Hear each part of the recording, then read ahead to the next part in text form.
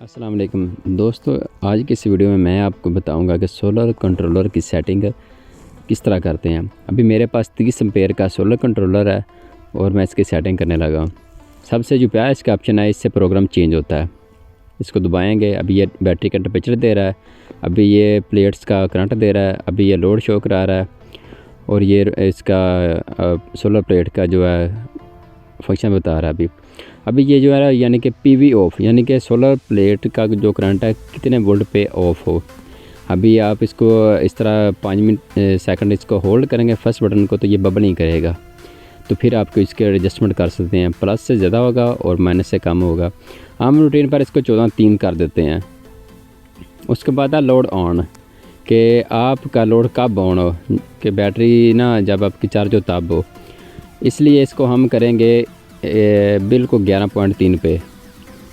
उसके बाद आएगा लोड ऑफ, यानी कि हमारा लोड कब ऑफ हो, जब हमारी बैटरी बिल्कुल एंड हो जाए यानी 9 पॉइंट पर आ जाए, तभी हमारा जो है ना इसका लोड ऑफ होगा। इसलिए मैंने इसको 9 पॉइंट पे कर दिया है।